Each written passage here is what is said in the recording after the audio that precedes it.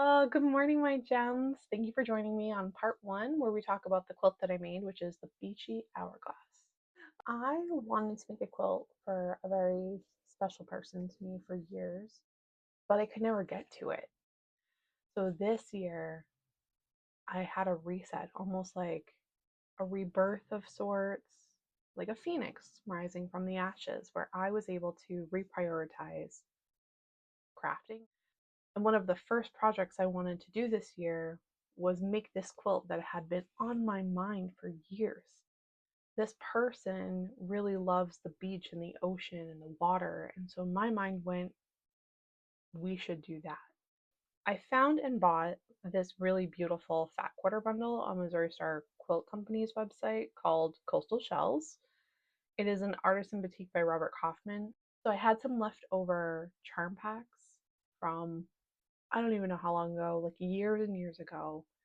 I don't know who makes them. I don't know anything about them, but they fit the theme. So I had some that were also batiks, ironically. And then I had some solids, which I thought would be really pretty because it would break up the softness of all the batiks. And then I selected a few from the fat quarter bundle.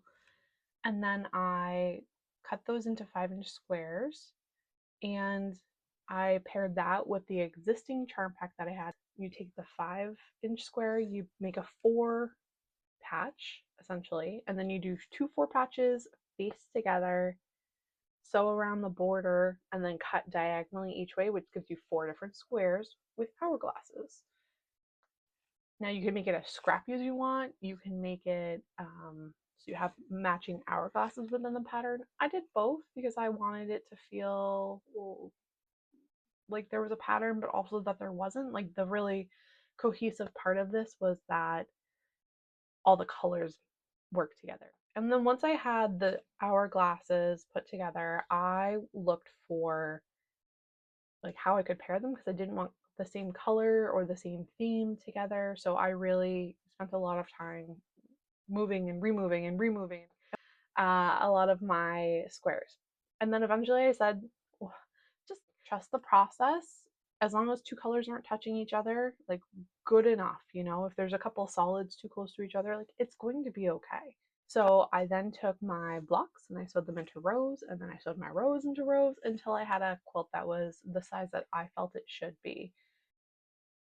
If you stick around, there'll be part two where we talk about the borders and what I did with that and the binding and the backing. So, and an unboxing to look at all that fabric.